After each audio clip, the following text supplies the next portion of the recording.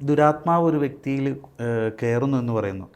ഒരുപക്ഷെ നമ്മളിപ്പോൾ പഠനങ്ങൾ സഭയുടെ എല്ലാം പലപ്പോഴും പറയുന്നു ദൈവം മനുഷ്യനും പിശാചും ഒരു അരൂപിയായിട്ട് എല്ലായിടത്തും ഉണ്ട്, മനുഷ്യരുടെ ഇടയിലുണ്ട് മനുഷ്യനെ.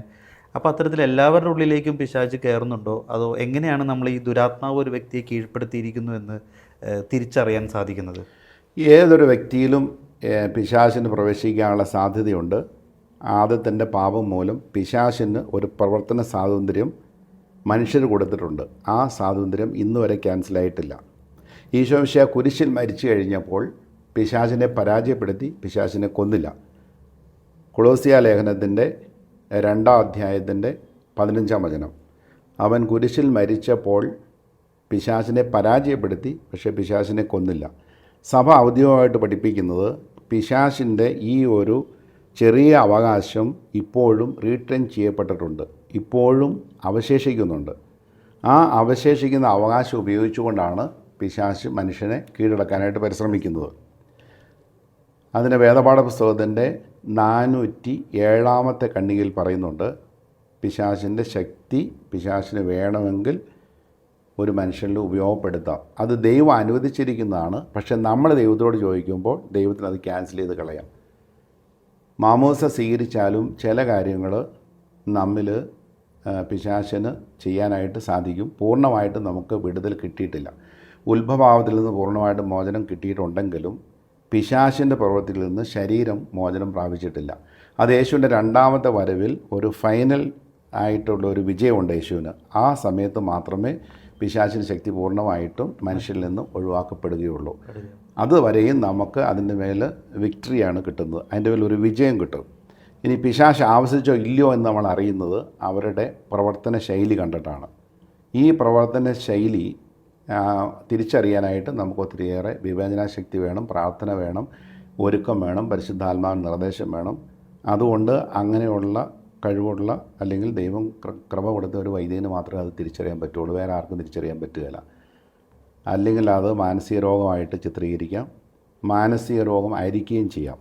പക്ഷേ പ്രഗത്ഭനായ അല്ലെങ്കിൽ പരിചയസമ്പന്നനായ ഒരു എക്സോർസിസ്റ്റിന് ഇത് പിശാചിൻ്റേതാണോ മാനസിക രോഗമാണോ എന്ന് തിരിച്ചറിയാനായിട്ട് ദൈവം ഒരു കഴിവ് കൊടുത്തിട്ടുണ്ട്.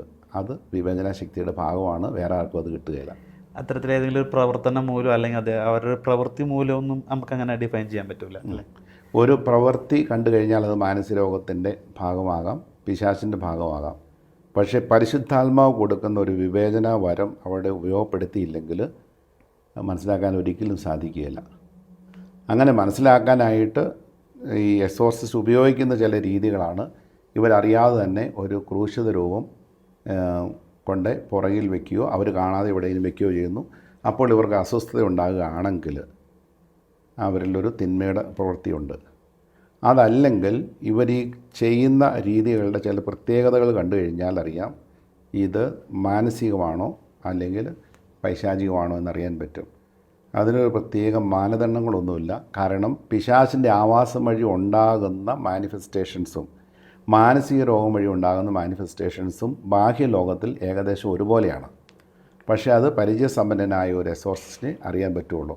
ഇനി അദ്ദേഹം ട്രെയിൻ ചെയ്ത് കൊണ്ടുവരുന്ന ശിഷ്യന്മാർക്കും ഇത് മനസ്സിലാക്കാനായിട്ട് പറ്റും. അതുകൊണ്ടാണ് എക്സോർസിസ്റ്റിന് ട്രെയിനിങ് ആവശ്യം ഉണ്ട്. നമ്മൾ ഒരാളെ അല്ലെങ്കിൽ ഒരു വൈദികനെ ഇത് പഠിപ്പിച്ച് എടുക്കണം. കാരണം ഇങ്ങനെയുള്ള കാര്യങ്ങളൊന്നും നമുക്ക് ഒരിക്കലും വായിച്ചെടുക്കാവുന്നതോ പഠനത്തിൻ്റെ ഭാഗമായിട്ടോ കിട്ടുന്നതല്ല. അത് ആ പരിശുദ്ധാത്മാവ് നൽകുന്നതും പരിചയത്തിൽ നിന്ന് കിട്ടുന്നതും ആണ്. അങ്ങനെ കുറച്ച് നാളുകൾ ഒരു എക്സോർസിസ്റ്റിൻ്റെ കൂട്ടത്തിൽ ജോലി ചെയ്ത് കഴിയുമ്പോൾ വേറൊരു വൈദികനും ഈ കൃപ തിരിച്ചറിയാനായിട്ട് സാധിക്കുന്നു. അങ്ങനെ ഈ കൃപ ഉണ്ടെങ്കിൽ മാത്രമേ ഈ ട്രെയിനിങ്ങിലേക്ക് അവരെ വിളിക്കുകയുള്ളൂ. ഒരു വ്യക്തിയെ പൂർണ്ണമായിട്ടും പിശാച് അവൻ്റേതാക്കി മാറ്റുമ്പോഴാണോ ഈ ഒരു ദുരാത്മാവ് കയറിയ ഒരു വ്യക്തി എന്ന രീതിയിലേക്ക് മാറുന്നത്? പൗലോസ്ലീഹ പറയുന്നുണ്ടല്ലോ, 2 മനുഷ്യനുണ്ട് തമ്മിൽ, ബാഹ്യ മനുഷ്യനും ആന്തരിക മനുഷ്യനും, ഔട്ടർ മാൻ ഇന്നർ മാൻ. 2 കൊറിന്തോസ് 4-ാം അധ്യായം 16-ാമത്തെ വചനത്തിൽ ഈ ഔട്ടർ മാനിൽ മാത്രമേ പിശാചിന് സ്വാധീനം ചെലുത്താനായിട്ട് സാധിക്കുകയുള്ളൂ. അവിടെ നമുക്ക് 5 സെൻസസ്, നമ്മുടെ മെമ്മറി, വില്ല്, അതുപോലെ ശരീരം ഇതെല്ലാം ഉണ്ട്.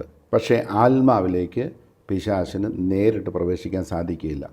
ആത്മാവിൽ സഭയുടെ പ്രബോധനം അനുസരിച്ച് ആത്മാവിലൊരു വില്ലുണ്ട്, അതുപോലെ ഒരു മെമ്മറി ഉണ്ട്, ഒരു അണ്ടർസ്റ്റാൻഡിംഗ് ഉണ്ട്. അതിൽ മെമ്മറി ഭാഗത്ത് ഈശോമിശിഹ വസിക്കുന്നു, ഹൃദയഭാഗത്ത് വില്ലിൻ്റെ ഭാഗത്ത് പിതാവായ ദൈവം വസിക്കുന്നു, അരൂപിയുടെ ഭാഗത്ത് ആത്മാവിനൊരു അരൂപിയുണ്ട്, ഈ അരൂപിയിൽ പരിശുദ്ധാത്മാവ് പ്രവർത്തിക്കുന്നു. ഇവിടെ ഒരാത്മാവിൽ ദൈവത്തിൻ്റെ പൂർണ്ണമായ സാന്നിധ്യം ഉള്ളതുകൊണ്ട് ഒരാത്മാവിലേക്ക് പ്രവേശിക്കാനായിട്ട് പിശാചിന് അസാധ്യമാണ്.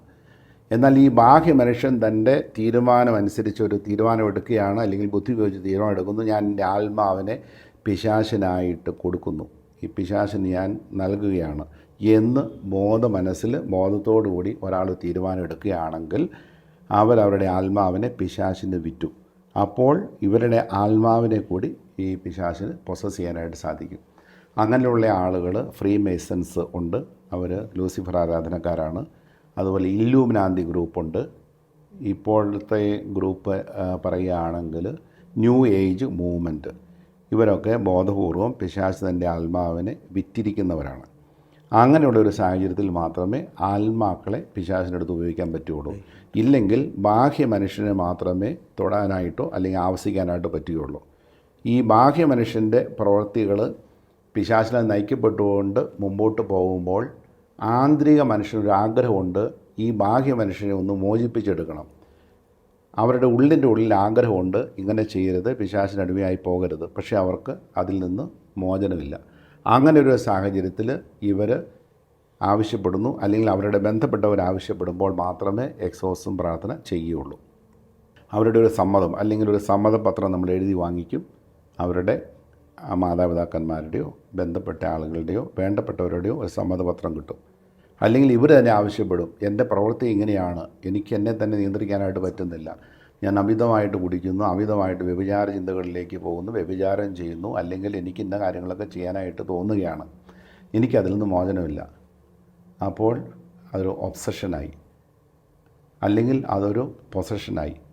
പൊസഷൻ വരുമ്പോൾ ബാഹ്യ മനുഷ്യനെ മാത്രമേ പൊസസ് ചെയ്യാൻ പറ്റുകയുള്ളൂ, ആന്തരിക മനുഷ്യനെ പൊസസ് ചെയ്യാൻ പറ്റുകയില്ല. എന്നാൽ ആന്തരിക മനുഷ്യനെ ബാഹ്യ മനുഷ്യൻ വിറ്റ് കളഞ്ഞു കഴിഞ്ഞാൽ അവിടെയും പിശാചിന് കയറി പ്രവർത്തിക്കാനായിട്ട് സാധിക്കും. അവരെ മോചിപ്പിക്കാൻ നമുക്ക് കൂടുതൽ പ്രാർത്ഥനകളും കൂടുതൽ പ്രാവശ്യം എക്സോർസിസം പ്രാർത്ഥനയും ചെയ്യേണ്ടതായിട്ട് വരും. ബാഹ്യ മനുഷ്യനിൽ മാത്രമേ ആവാസമുള്ളൂ എങ്കിൽ വളരെ എളുപ്പത്തിൽ നമുക്ക് അവരെ മോചിപ്പിക്കാനായിട്ട് സാധിക്കും. ഇത്തരത്തിൽ ആന്തരിക മനുഷ്യനിലേക്ക് ഈ ഒരു പിശാച് കയറുമ്പോൾ അവിടെ പിന്നെ ദൈവത്തിൻ്റെ ആ ഒരു സാന്നിധ്യം നഷ്ടപ്പെടുകയാണ് പൂർണ്ണമായും. ദൈവത്തിൻ്റെ പൂർണ്ണമായ സാന്നിധ്യം ആത്മാവിൽ നിന്ന് നഷ്ടപ്പെടുന്നില്ല. പക്ഷേ ആ ഒരു ഫാക്കൽറ്റി, ആത്മാവിൻ്റെ ഫാക്കൽറ്റികളോടുകൂടി പിശാച് ആ ഫാക്കൽറ്റികളെ പിശാചെടുത്ത് ഉപയോഗിക്കാനായിട്ട് തുടങ്ങും. പക്ഷേ ഒരു എക്സോർസിസം പ്രാർത്ഥന കഴിഞ്ഞ് കഴിഞ്ഞാൽ അവർക്ക് വിടുതൽ കിട്ടുമ്പോൾ അവർക്ക് പഴയ സ്ഥിതിയിലേക്ക് വരാനായിട്ട് സാധിക്കും. പൂർണ്ണമായിട്ടും ദൈവം ഒരു മനുഷ്യനിൽ നിന്ന് പിൻവാങ്ങി പോകുന്നില്ല, പക്ഷേ ദൈവിക പ്രവൃത്തികൾ നിർവീര്യമാക്കപ്പെടുകയാണ്.